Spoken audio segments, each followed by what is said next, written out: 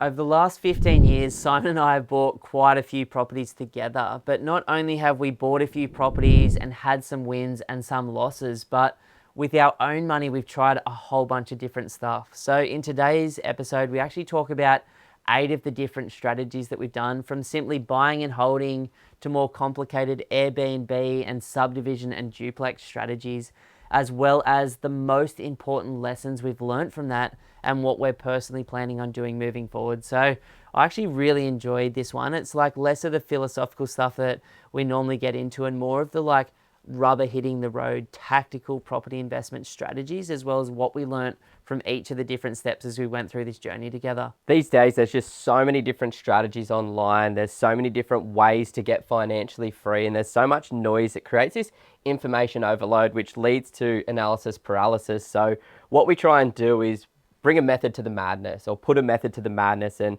help you understand all of the lessons that we've learned. And we really try and hone in on what actually works, how to get the timing right, how to make sure that you get capital growth and good cash flow, making sure that there's good tax benefits there as well, and just following those fundamentals that have been tried and tested and worked time and time again.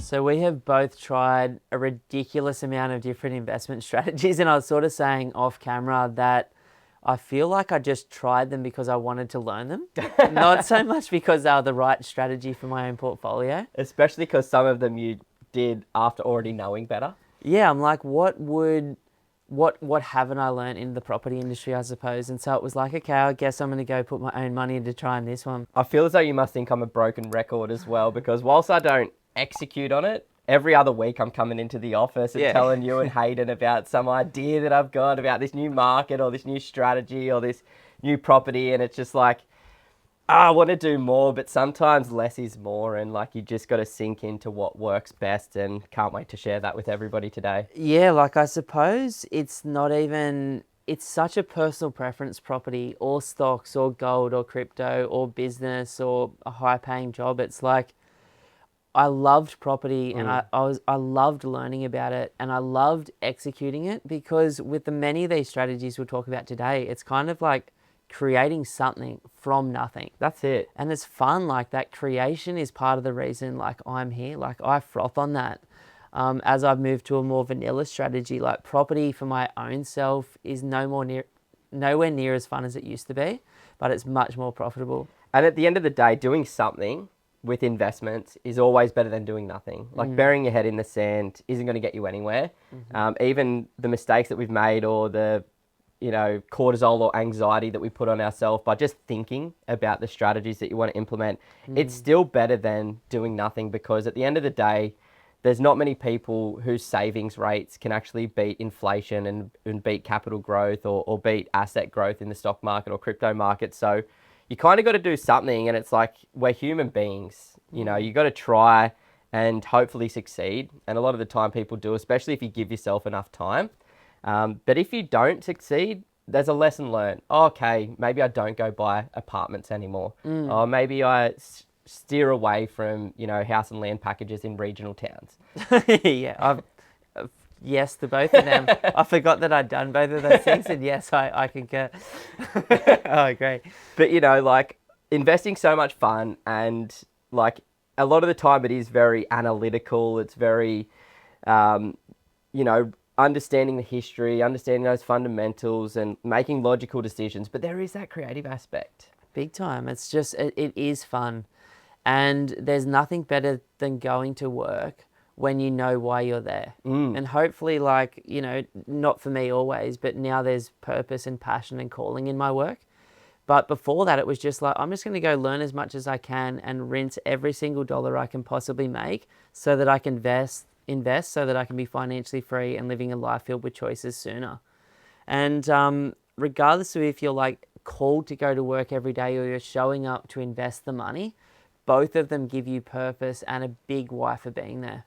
And you might as well do it with something that's valued, something that's meaningful. So people all want to put a roof over their head. People all want to create safety and security for themselves and for their families.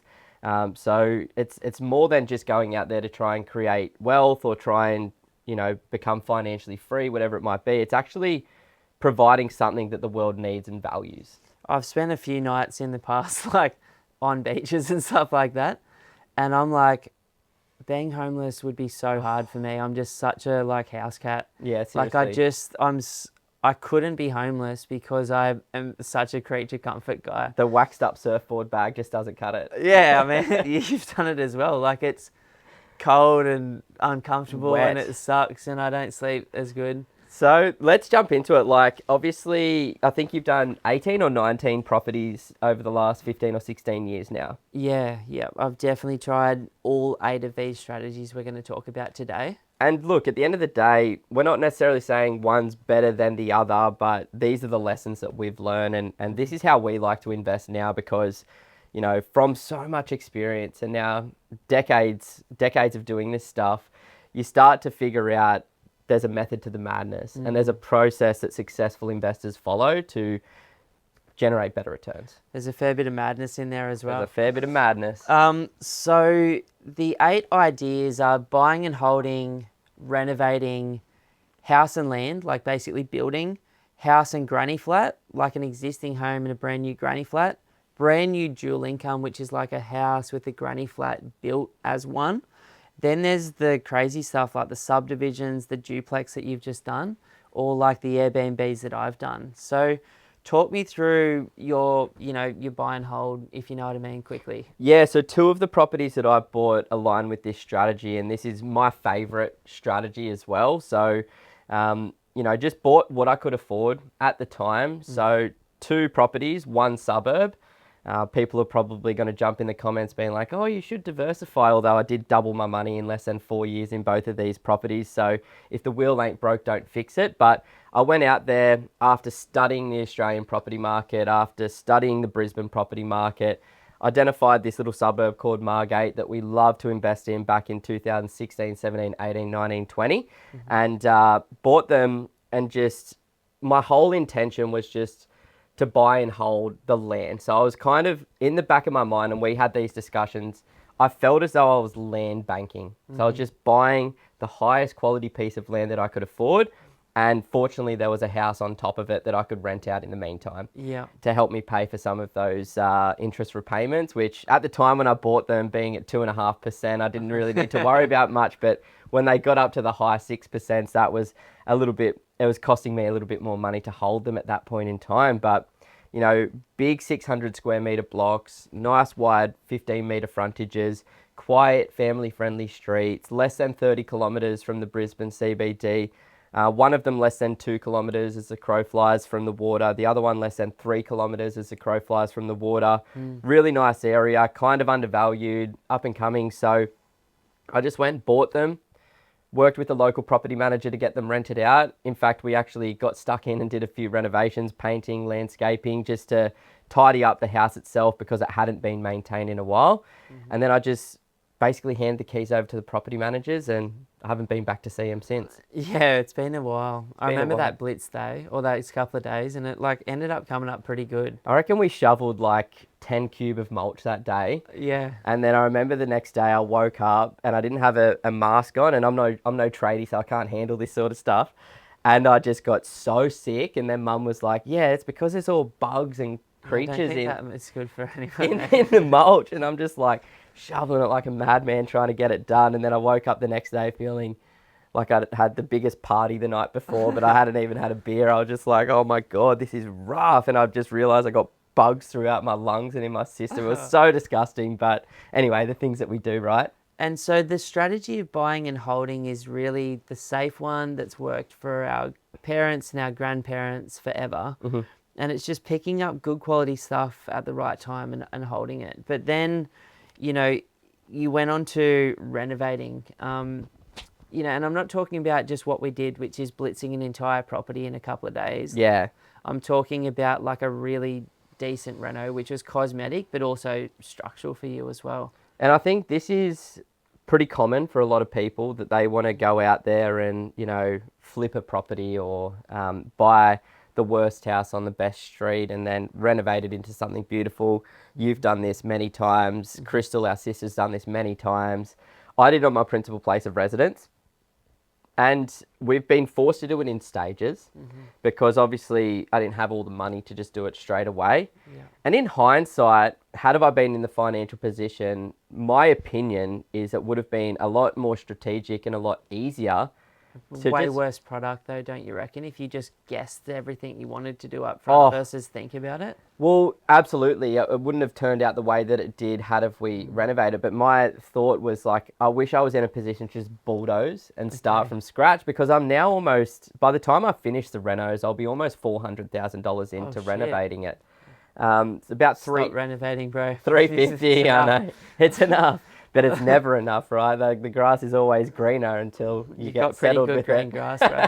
With the lawn reno guy that comes in. But these are lessons we learn. It's like cool, you know, thinking that was the best strategy was to buy it and renovate it. But then obviously, you know, once you start renovating, you open up a can of worms, and you've bought a home that's 35 years old, and there's a lot of damage. There's a lot of work that needs to be done on it. And you don't know that until you start pulling down walls and you start like really getting stuck into things. So, you know, that was my biggest lesson. But at the end of the day, I'm so happy with how it's turned out, and, you know, still following all of those fundamentals. So, you know, good suburb, good street, big block, house on land, in a nice little neighborhood. And what things have you done from a reno perspective? Because there's always this tension point of like, do I just give it some flooring, some blinds, some lights, some window finishes, and a paint job, as well as a garden blitz, or do I go further like you have? Like, I think it really depends on what you buy.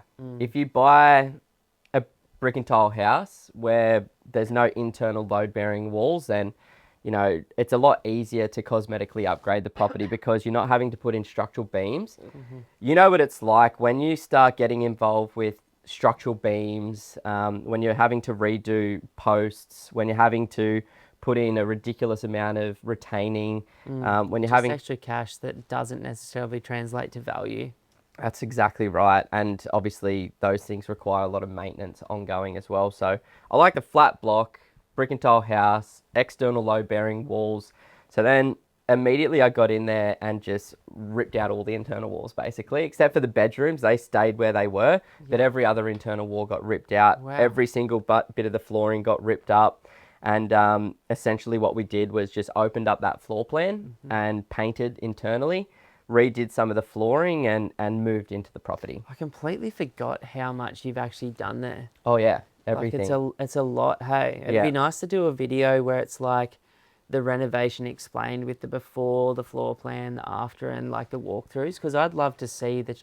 You forget because it's taken 3 or 4 years to do it. Well, the dream home tour video sort of does that, where Sam put in a few videos that me and Tay filmed on our iPhones from those early days. I remember that one of Tay running backwards, like me kicking through walls and yeah. stuff. It was so classic, but. Yeah, we started with that, and then when we had enough money, we started to. It's a classic, was it? Oh man, it was just like like a hit. It was a property. Let's just say that. Like my wife when she first walked into it. Bro, I'm like, it's a classic. Like, oh no, another one. DJ Khaled, Simon. But yeah, so that was the renovation. Obviously, you go back and watch the dream tour video where I sort of break it down in stages and how much has happened, and we go back and look at what it was to what it is now. But it's freaking incredible, and like the amount of value. Like even though we've spent like $300,000 on renovating it over the last 5 years, you know, we would have added far more than that in value to the property as well. That's and another one that's doubled since you picked it up. It's incredible. It's incredibly unique, like one of the nicest properties in that area, but a lot of people around us are starting to renovate as well. So, you know, I like that in a suburb where you've got, you know, 30, 40-year-old properties, and, you know, there's a lot of original ones, but then, you know, you're getting your young tradies or people like myself that are willing to give it a crack, getting stuck in and just adding value to these properties. And because you've got a good structurally sound home with great bones, doing those renovations really goes a long way. So the renovation strategy I really like, but it is very costly, time consuming, frustrating. Like I remember when we had to redo the bathrooms, we ripped the bathrooms out and we had no water, but we didn't want to go pay for a rental. We didn't want to go move in with family for that period of time. So like, was in the middle of winter. I'm having like cold showers after getting home from work at night time outside, and like, Wow. you know, really going through it just because like, I don't know, just that sweat equity, those like decisions that you make and that like sacrifice that you make just gives you this gratitude and makes you feel so proud of how it's all come together at the end of the day. And it's like, unfortunately, a lot of the time people just go out there and do what's easy. You know, they buy that off the plan unit, they buy that off the plan townhouse, they build that house and land package, which we'll talk about in a second. And, you know, it's the easy option. It really is. Yeah. The hard Building's option. so much easier than renovating, man. Yeah. The hard option is like picking the eyes out of the market, identifying the right market, the right suburb, the right property, and then being able to create something that's, you know, more desired for the people that live in that area. And, you know, so I'm happy that it worked out that way, but obviously hindsight's 2020, and just seeing how easy it is to build, I would have probably, if I had the money, just bulldozed and started from scratch. But There is some fundamentals that you followed there, though, that are important. Like, you picked up a very quiet street in a very premium little pocket that's walking distance to pretty much on the south side of the sunny coast, the best state school district you could be in.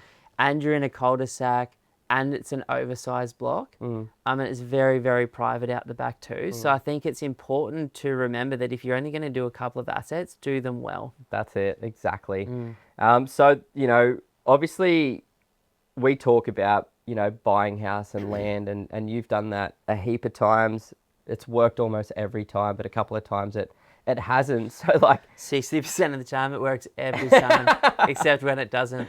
That's it. So tell me about the, you know, like house and land. Look, it's a strategy. You've got to start with where you are, right? And this was a strategy that I could afford. So I'd done a unit in Sydney, I'd done a house in the Central Coast, and I'd done my little granny flat house on the sunny coast. And like, my wife was studying interior design, and we're like, and her dad was a builder at the time. And I'm like, how fun would it be? Or she said, how fun would it be to build a property? So we went looking for land, and we used to spend all our weekends, like pre-kids or when we had like just had our first bub summer, going through, like, we just loved going to display villages back then and seeing like what people were doing. That's like how we were spending our time. So we found a cheap piece of land in Batinia. I can't remember how much it was, but I remember building a 200 square meter house for $195,000. It was $1,000 a square meter, mates rates through my father-in-law. And it was beautiful. Like, it was so funny. Like, we bought the land and it took about 9 months to register.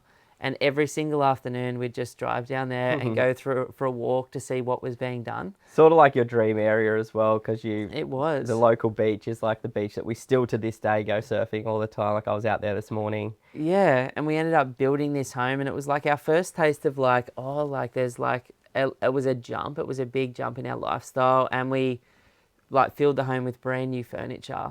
But what I learned from that experience is a lot of people online write off house and land packages. And I think it's important, if you're getting sold into a house and land package where someone else is making $50,000, $100,000 clip, which is the norm. Like, most property marketers that aren't charging you a fee will make a big cut from the builder and the developer behind the scenes. And that's why they're generally overpriced and people don't like them. And I'm not saying go into an area where there's 1,000 properties being released this year and then next year and then for the next 20 years. But the smaller, like 6-pack or 100-pack, or even like a small, like Batinia was, I don't know how many homes in total in that bit, but there was a lot. And every single one of those properties doubled in value. I think it comes to something that we'll talk about, which is timing as well, because you're one of the first people to get that land and to build in that little neighborhood. And there, you know, it was probably 500 homes around there, maybe a bit more. Probably, yeah. And then I look at Adzi, one of our mates, who bought in Aura, and this is a development where they're going to build over 25,000. 25,000. That's massive. It's meant to house like over 75,000 people. And he got in early and like he doubled his money. And then I think about Jackson, our other mate who built in Harmony Estate. Once again, thousands of properties coming to the market from, you know, 200 square meters to his was one of the bigger blocks at about 550 square meters. But he got in early and he crushed it. But, you know, when you get in late and you're paying the premium for the land and you're paying the premium for the build, that's where it gets a little bit tricky. And so there's so many factors with house and land that come into play. It's like if you're doing it on the Sunshine Coast, close to the water in a small community at the right time, or if you're doing it on the outskirts of Brisbane or Sydney or Melbourne that literally aren't building enough properties regardless of these house and land packages for the amount of people that are moving there. So there's so many nuances that are so hard to understand unless you just sit down and have a chat with somebody about it. And I think what was interesting about them, all three of those examples, mine, Adsy's and Jackson's, were we all bought before prices doubled. We all built before building prices doubled. And so I was like, that looks so interesting to me at 600 or 700K. Does it look as interesting at 1.2? Definitely not. And so there's a time and a place for house and land, but I've sort of gone away from it personally at the moment. I love building. Like, it's my preferred strategy personally, because I can create something that I know the market wants that looks better than what's on the market, cheaper than what other people can do it for because of our wholesale building prices. But I like doing it the same as you, like infill blocks versus the new estates. But don't get me wrong, like there'll be a time and a place again in the next 15 years. For about 3 to 4 years of every cycle, there is this sweet spot where everyone goes off builders and everyone goes off land and everything gets affordable again. And when that comes through, like I'll be absolutely doing it. But right now, top of cycle, like a lot of this stuff is cooked and overpriced.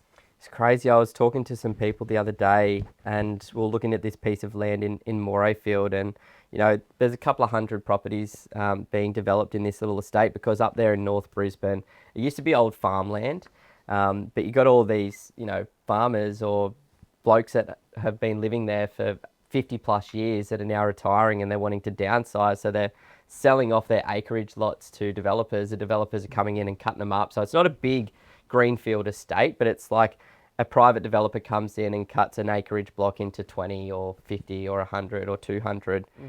And then I was looking at some comparable sales because they were thinking of building like a dual income house. So like 5 bedrooms, 3 bathrooms. That'd be like a 4-bed, 2-bath plus a 1-bed, 1-bath. You sort of all in for about $990. So let's call it $1 million. And I was looking at some recent sales. The existing ones that are over 10 years old were selling for $900 to $1.1 million. So I'm like, right now, I don't see that very often where it's like the cost to buy an existing house that's 10 years old is the same as being able to buy the land and build. I think you've brought something that's so important up with that, which is I build when I see the price of established homes on the same block sizes at the same price point as brand new. Because if you buy, let's just say, for example, in Morayfield, and you buy a 30, 40-year-old home for $800,000 on a 600 square metre block, that is 110 square metres in size. And then you can build a brand new dual income property for 100K more than that in the same suburb that's 100 square metres larger with 2 incomes, or 5-bedroom, 3-bathroom house versus like a 4 and 2. That is when I look at building. When like new is at the same price as old is the time. But that, as you and I have seen in the last 10 years from buying over $600 million worth of property in southeast Queensland alone, you hit that point, it lasts for about 6 to 9 months, and then it closes for 3 years, and then it comes again. It's very interesting. interesting. You just got to time house and land very well. Unless you've got a 15 to 30 year strategy, it doesn't matter. And I think there's differences because that initial example of yours in Batinia was your home. That was my home. But when you invest, what do you do differently with the building? I do basically the same now, but if it was my own home, I pimp it out way more. Like I spend a lot more money on the fittings and fixtures, and I make the bedrooms much larger. I make the living spaces much larger, the alfrescos much larger. When I'm building for an investment, I do what I need to do, like 3.3 meter bedrooms, like a 5 or 6 meter master suite, like 2 or 3 bathrooms and big open spaces. But for $2,000 per meter squared for a single story home now, putting in an extra 50 square meters or 100 can be hundreds of thousands of bucks. So it's like, I'm just not building at the moment personally. Yeah. Like, I just don't think it's my personal strategy. I think something that's important to note is you also buy in areas and buy blocks that you can legally have the two rental incomes as well.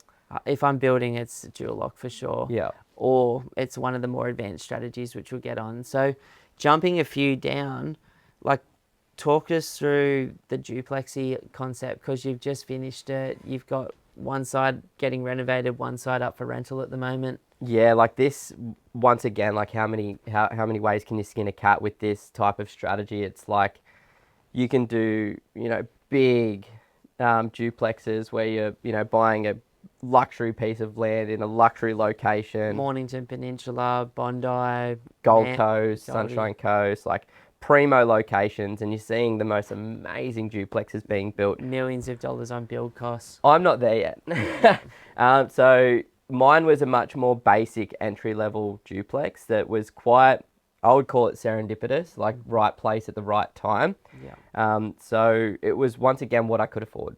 But once again, I bought the best thing that I could afford. So the best thing that I could afford was a house on a big piece of land in a good quality suburb of Logan called Regent's Park. And the intention was just to do our stock standard, buy a house, build a granny flat in the backyard, get the two rental incomes, pay off the debt over time and live off the rental income as a passive income. But about 2 years after I bought the property, the population boom in Queensland kind of forced a lot of the local governments to rejig their zoning and rejig their town planning. And so they went from allowing people to subdivide or duplex a 800 square metre block down to 700. So there's not a heap of 700 metre blocks in the area. Mine was fortunately one of them. And so I talked to a town planner and she's like, look, you can build up to a 4-bedroom, 2-bathroom house in the backyard. And then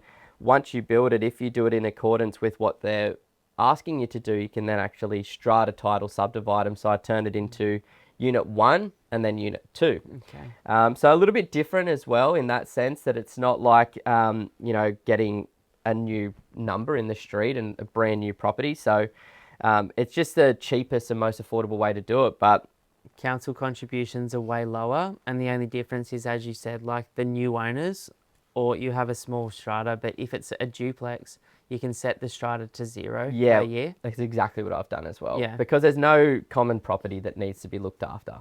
So there's no strata management that needs to be paid to come and mow the lawns or look after the gardens or whatever it might be, clean the roofs. So yeah, I kind of like, with it, it was like a big 18-metre frontage, and it was a small 3-bedroom, 1-bathroom house. It was located at the front of the block, and then there was probably about 3 metres of side access where there was already a driveway and a carport. So what I did was just extended that driveway down the right-hand boundary and then built what I could afford. So instead of going for a 4-bed, 2-bath, I went for like a nicer 3-bed, 2-bath. And it just fit better on the block as well. And so I built it. And, I think we added up all the costs and we're into it for about 950 grand now, which is pretty cheap. I think to do it today, it would cost about 1.2 mil. But because I bought the land years ago at a lower price, it allowed me to do it a bit easier. So after waiting, was able to release a little bit of equity, plus use a bit of cash as a deposit to then get a construction loan for the building in the back property. The banks paid for that construction loan. I had the front property rented out for $550 the whole time while construction was occurring in the backyard. And then what I was able to do once I finished it, working with town planners, lawyers, surveyors, engineers, and the local council, was we subdivided it, put them onto 2 new separate titles. There's a fair bit of common property for the 2 of them, which really brought down the square meterage of both properties, which is probably the biggest downfall of it. But still, I got 2 properties on 2 separate titles that now I can sell individually, or I can rent them out completely separately. And I haven't had a bank valuation yet, but I've had a market valuation of about 700K for the front home and 800 for the back home. So, you're looking, what's that, about $1.6 million together. Which is crazy if you're all in for roughly 950 to a mil. Even if you're in for 1.2, which is how much it costs right now, there's a good margin there. Do you reckon the back one is worth 800? Like, I don't know. Like, I just feel like that's I That want to seems get, high. I'll get a bank valuation Yeah. soon enough, and that'll tell me. Yeah. You know, But it's within that vicinity. Like if it's not 8, it's 7. And if it'd it's be not over 7, it's 750. because Like, the front one's a 3-bed, 1-bath, and that's gonna sell for 7. So, wow. And you this know, is a brand it's a new brand new and it 3-bed, does look 2-bath, so bigger, sick. nicer, and all brand new landscaping and everything. Looks really nice. So yeah, that was sort of my strategy, but obviously it was what I could afford, and Yeah. I wasn't willing to take on too much risk. And so, you know, I do what I can. And, you know, now that I've got that experience, I've got that team of advisors and been able to make a good profit, next time I do this, I can go for a better location. So I'm sort of thinking next time I'll do something similar, but in a better location down in Melbourne.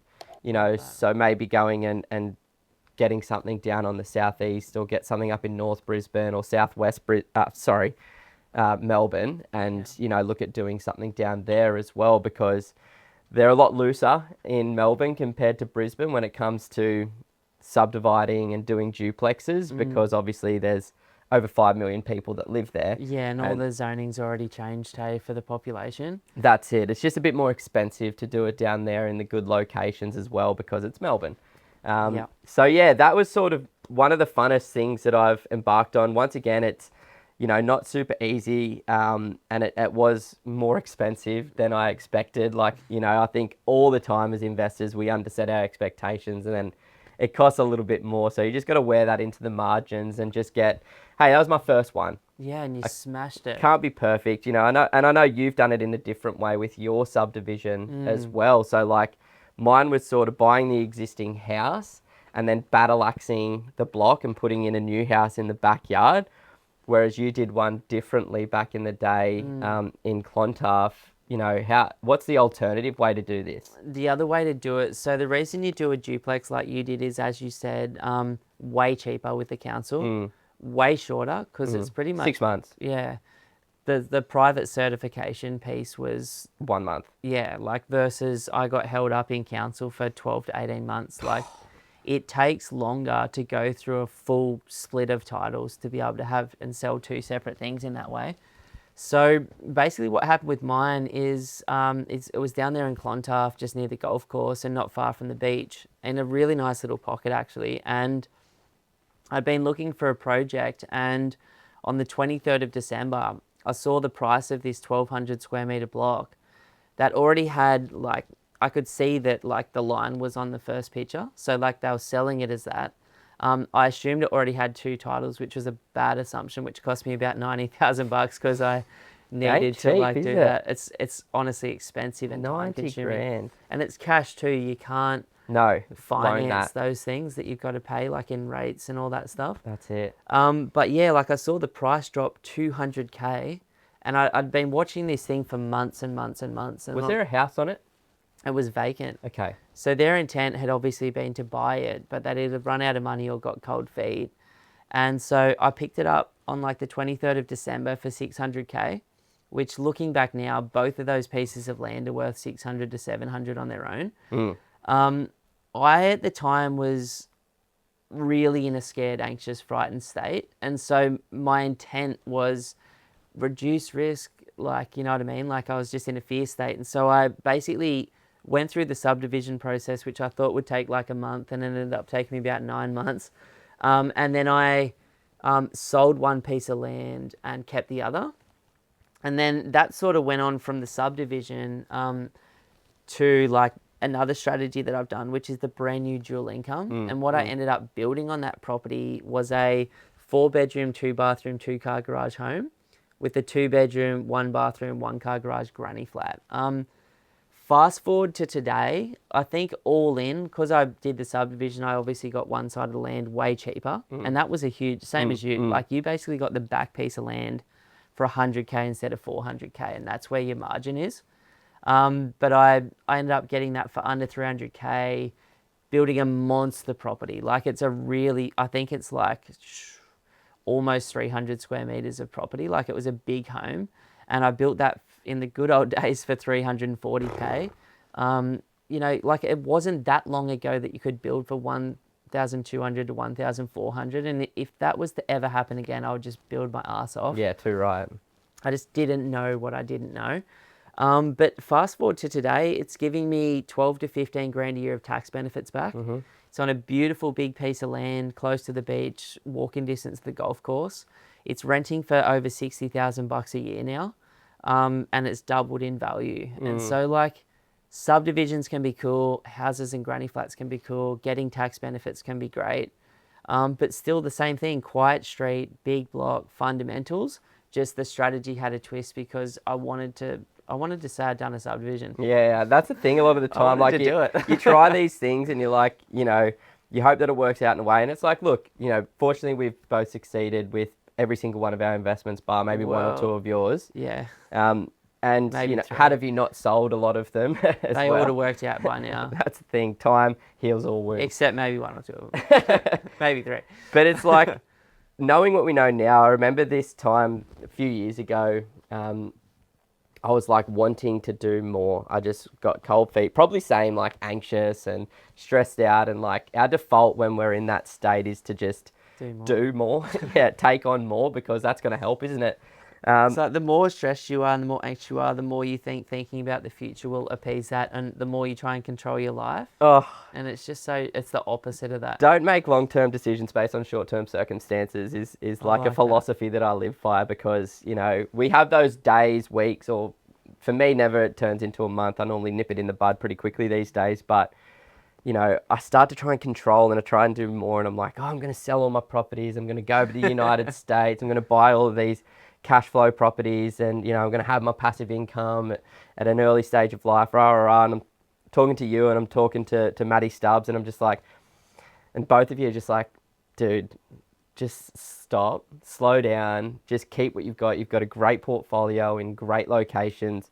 Just hold them and let it do its thing. And I think that's like what we do now, right? Like, let's transition into talking about, knowing everything that we do know, and we'll probably try our hand at a few unique strategies in the future. And you've tried one of them, like an Airbnb. The amount of people that I talk to, they're like, oh, I'd love to buy an Airbnb that like maybe sometimes we can go and have a holiday in, but like I really want it as an investment property. And it's just like, Are you an investor, or are you getting a really expensive holiday home? Because you can have that Gold Coast, Sunshine Coast, Mornington Peninsula, Fremantle lifestyle for like peanuts compared to what it costs to own it. Yeah, it's like $2,000 for a couple of weeks or a month or something like that. Seriously. Sometimes. Yeah. Or you're spending how much did you spend on Mooloolaba? Like, well, like the good old days, so not that much. Yeah. Like I spent 600K on the land, and it's 1,000 something square meter block of land in a good location. And then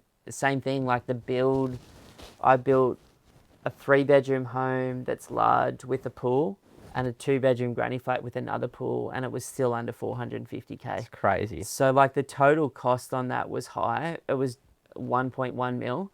But again, now the market's gone ballistic, and Airbnb really works in a small number of suburbs in each city in Australia. Yeah, I reckon. That's what I've learned. Like, it really, really works. And the way that I did that property was a house at the front, and that's Airbnb. And then I built a 2-bedroom granny flat that I fully furnished, provide electricity for, and internet. And that on its own, as a 2-bedroom granny flat's getting me 35, almost 40 grand a year of income. Yeah. Let alone the Airbnb component. So But that'd be a $2 million plus total project cost today. 100%. Like, you couldn't replace it for that. It would be more than that probably. Yeah. And the return on it and the saturation of the market, like the fact that this one's got 450 or 500 5-star reviews. It takes so long to get that as well. For the amount of effort, energy, and time it took me to figure out, Airbnb is a business that has a property asset. It's like McDonald's, and they control the land underneath the site.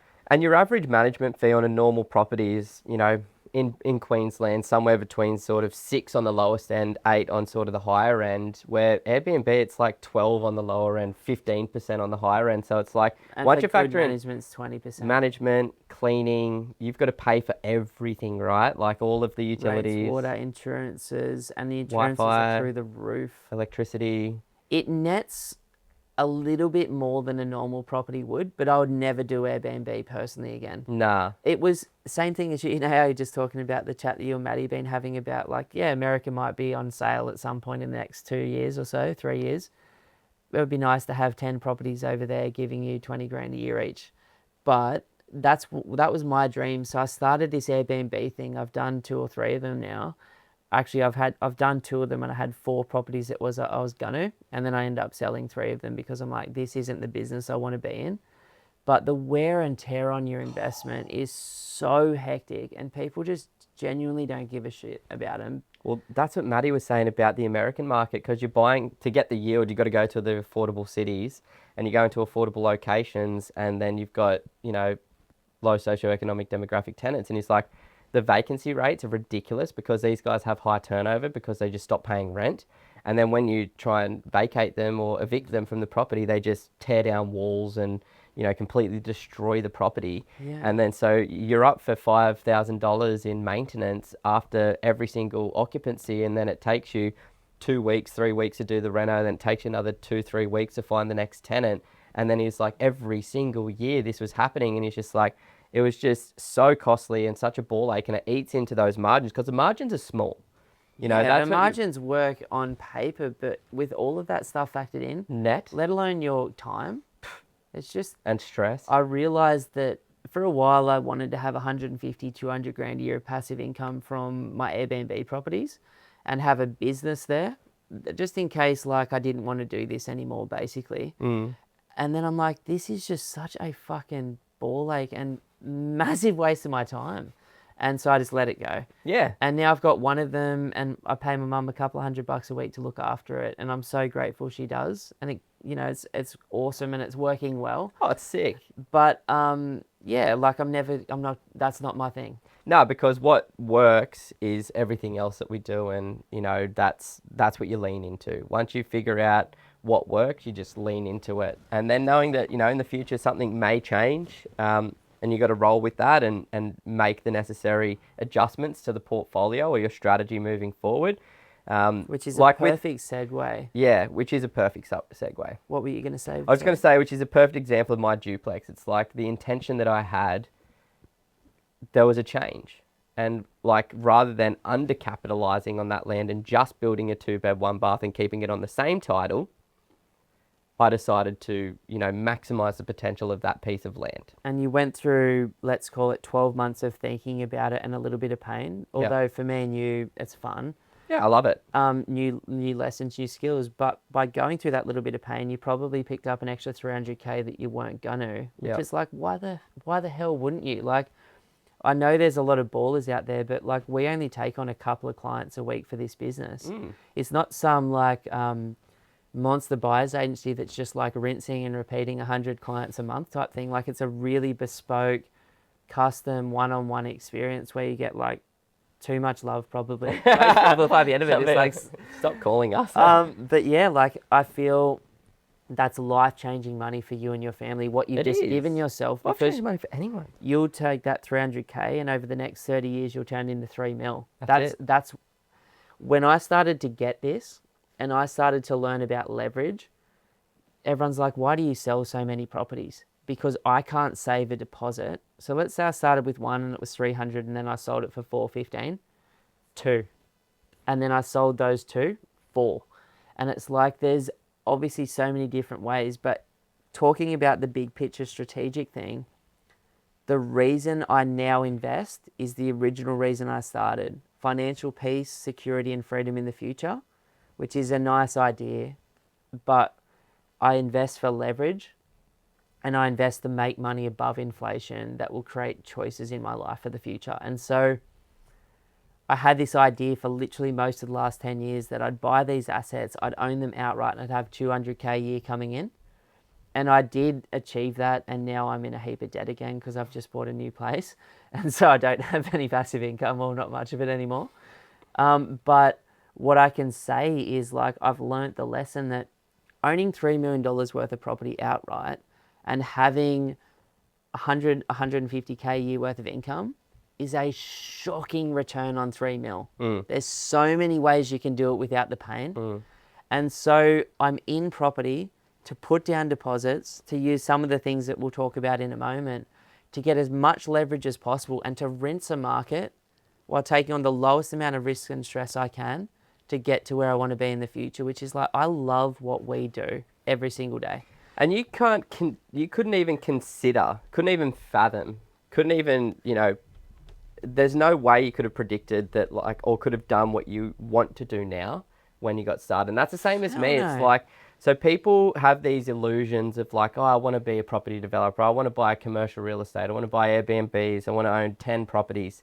Like, they have all these ideas that are illusions, and but at the same time, you've got to do something. You've got to get started, and buying a house in a major metro market or a major regional market and being able to generate multiple incomes from that investment is a cracking way to get started, because it reduces your risk, you follow the fundamentals, you get good growth, and then it allows you to go, okay, well, is there better options out there? Maybe, maybe not.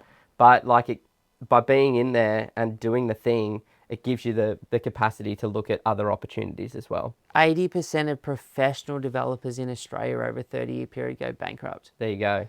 Professional developers, not mum and dad ones. And so it's just each time you restart a development, it's an entire new risk versus reward situation. And I think it's a trap that I fell into.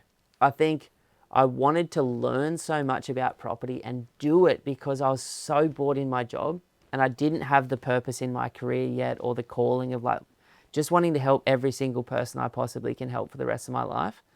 And so I'm like, I'm bored, I'm just going to do something and do it. And I'm glad I did all these things, but now I literally want leverage. We look at over 4,000 suburbs in Australia across 60,000 key performance indicators. I literally got it updated yesterday again. Oh, can't wait. Won't look at all 4,000, but I'll look at the ones that you're interested in. Yeah. Like the three that you want to buy. I'll look at Melbourne and Brisbane.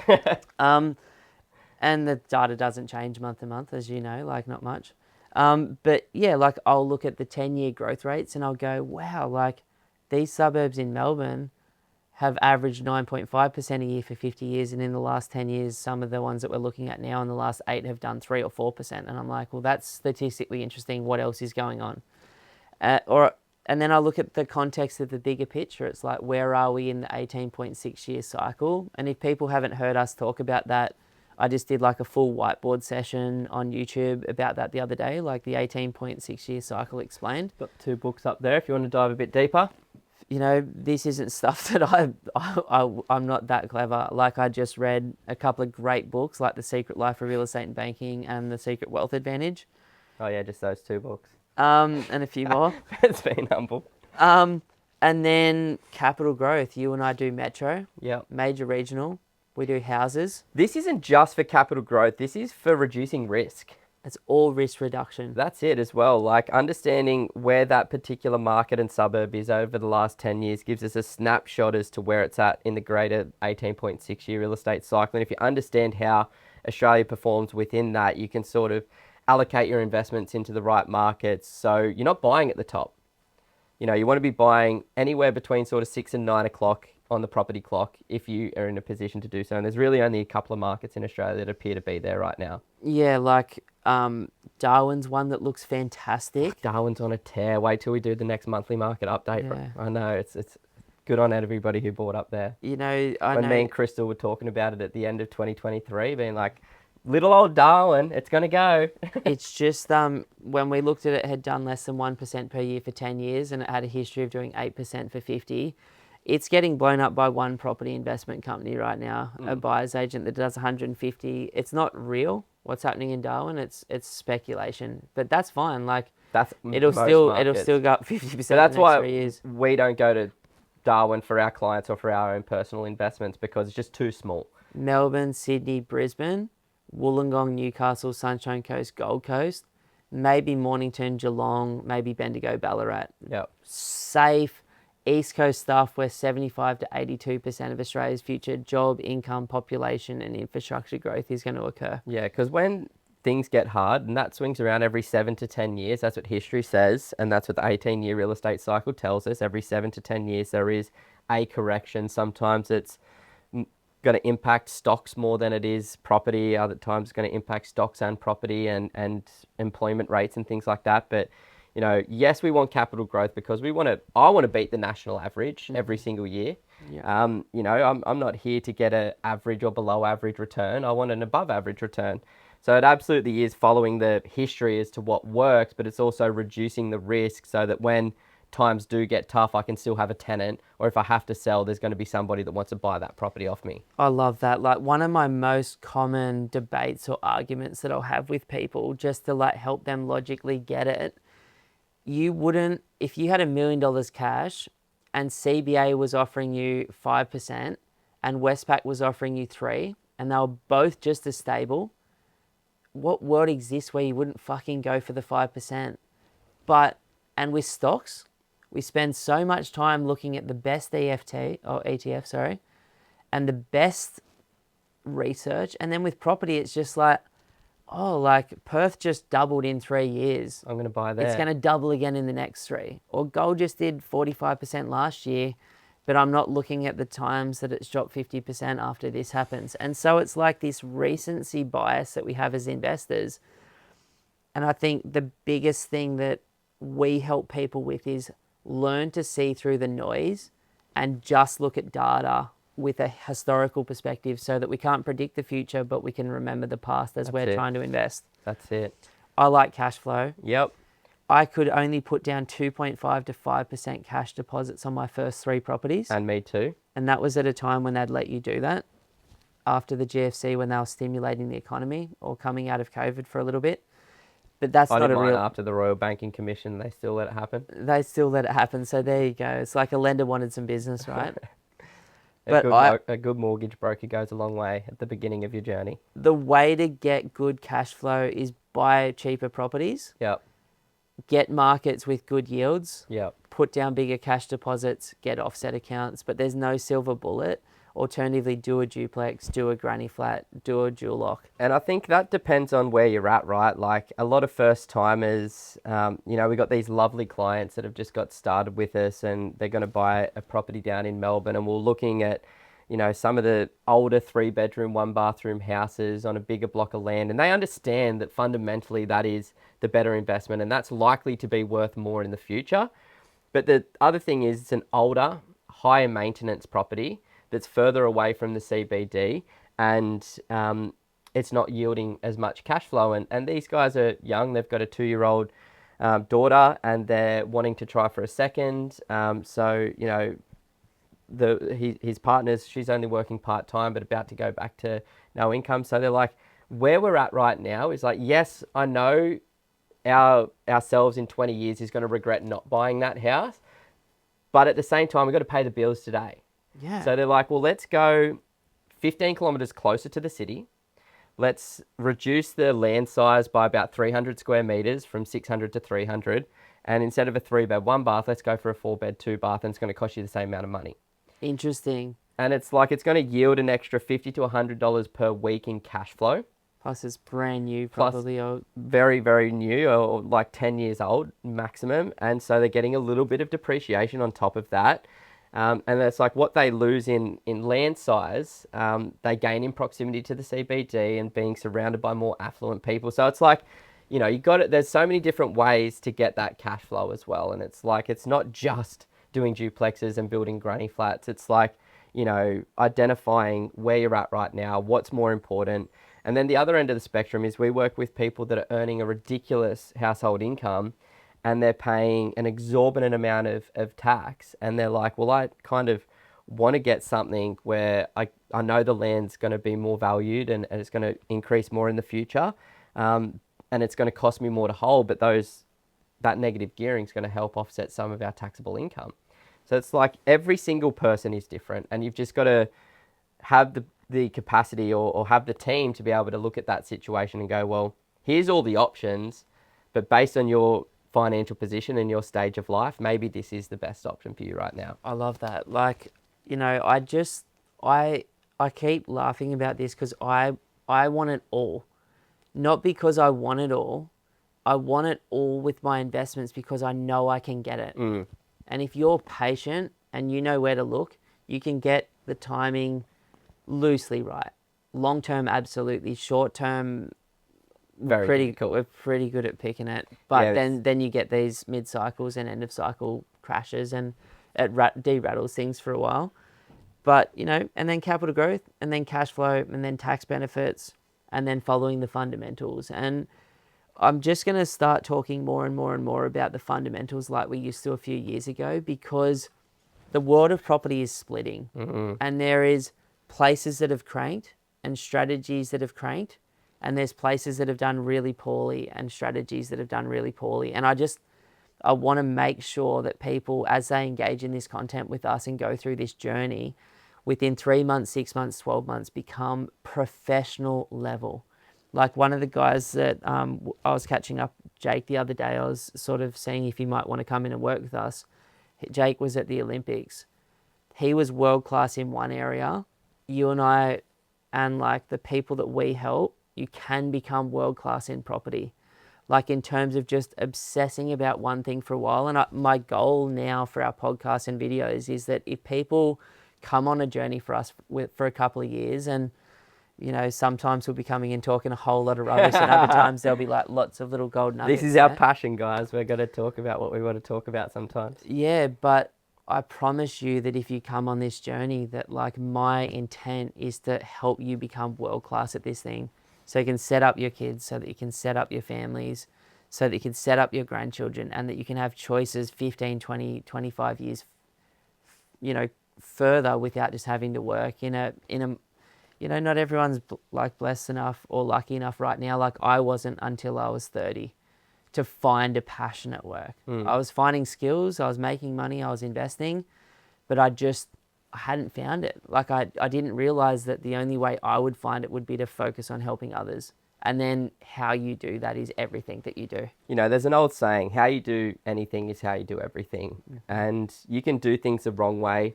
You can be an insane person who continues to do the same thing over and over and over again and expect a different outcome that's not going to come. Or you can follow best practice. You can follow the fundamentals. You can understand the history. You can make better decisions. And there's a compound effect that occurs in either direction. So you make a mistake, you buy the wrong asset in the wrong market at the wrong time. How many people have we talked to that bought those? Thousands of people that bought the apartment that's seen no capital growth in Sydney, Melbourne, Brisbane. And so it hits, you take a massive hit to your confidence, and you feel as though that, I'm not a good property investor. This isn't for me. I can't do it properly. And it's like you have this internal voice that's I can't, or I'm not good enough, or it's not for me, or I failed. And so that becomes your narrative, and then that becomes your belief system. And then you miss out on opportunities, or by the time you get the confidence to do it again, it's the wrong time again. Versus the alternative, the person that decides to listen to the YouTube videos, listens to the podcasts, gets a good mortgage broker, gets a good buyer's agent, understands the market, works hard for their money and wants to spend it really well, and they nail it. And they get good short-term, medium-term, and long-term growth. They positively reinforce those decisions. They're like, oh, property investing's easy. It's simple. There is a method to the madness. If I follow this process, it's going to yield above average results. And so your narrative and your belief system is, I can do it. I will do it. And then all of a sudden, that gives you the motivation. Plus, equity helps to continue leveraging forward to then go build a bigger portfolio and go for more. So, you just got to choose which side of the equation that you want to be on. Do you want to follow the crowd and end up like the average person? Or do you want to really understand these things at such a deep level that it just ends up giving you the returns that you want, and you end up in the situation, well, I guess you end up achieving that goal that you set for yourself? I love everything you said so much, and I truly believe it, because we started with nothing. I didn't have a single dollar. Like everything I've saved. Every mistake that I've made. Like I didn't have this path. There wasn't someone online that wasn't talking shit that had also done it. Like, you know what I mean? There's so many people out there that are like, you should do this, you should do that. And you look at their portfolio and they've got fucking 2 houses or 1 house, or they're in real estate talking about real estate and they haven't done real estate. And so I can really relate on both sides. I can really relate on that, like, I don't know what I'm doing. I don't know if it's the right time. I don't know where to do it. And then I can relate on the other side now. I'm time poor. I value my family, training, spirituality, this business, and I don't have the time like I used to, or the desire to get myself wound up in my spreadsheets every single night and look on realestate.com for 5 hours a day and call 30 agents.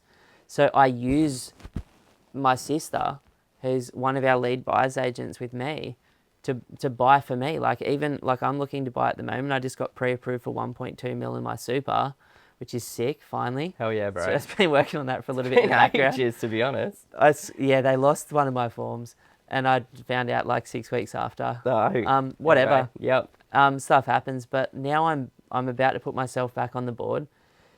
My team, Hayden, Jody, and my sister Chris, will look every day. Like, I'll negotiate at the right time, but I'm excited to be a buyer again. Like, it's just, there's so many ebbs and flows in this game. Like, most of my journey, I haven't been able to do anything. And you've been on the sidelines for a few years now as well. Yeah, I bought one property like a few weeks ago. Yeah. And I'll be back in the game with 1 or 2 more in super this year. And then I won't do anything for ages again because I won't be able to afford to. And I've just finished this duplex, and, I'm looking at selling half and keeping the other half and renting it out. And, I'm at a different stage. Like, I just had my first baby. Yeah. And we want to have a second baby within the next 12 to 24 months. And, my wife is making that sacrifice to stay home. Not sacrifice, I shouldn't say that, but she's deciding to look after the family. And financial sacrifice, but a huge benefit to the family. That's right. Like, our mum was able to do that for us. Our dad was able to allow mum to raise us kids. And, I think we're all doing pretty well, except for the mental health issues we all have. Yeah, but welcome to life at least. Welcome to life. We all have them. It's just we like, talk about them. I look at this and it's like there's the investor in me that's jealous because I want to be doing something. But then I also look at my stage of life and my financial position and go, well, I don't need to take on that extra debt right now. But you've gone through a full, people think that forever is investing. Yeah. You go through cycles. And so you've just completed your first full cycle in a 7-year period. Mm-hmm.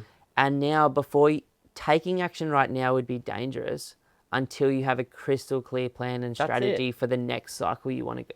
I've just gone through the end of my second cycle and I'm moving into a third. Yep. I bought a whole bunch of stuff, figured out some stuff, sold a bunch of stuff, did better, cleaned up and lost some money, learnt some lessons, and I'm doing the Ray Dalio principles thing now. I'm moving into the third cycle and I'm going to get these next ones fucking right. Yeah, of course. And you've got the knowledge, you've got the experience.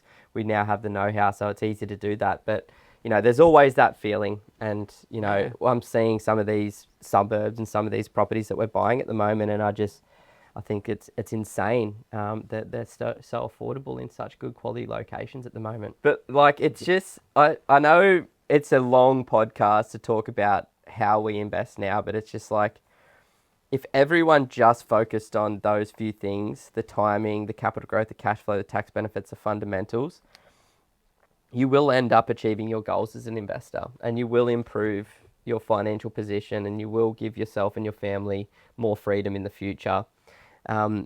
Just don't get emotional. Don't get it too ahead of yourself, and don't follow the crowds.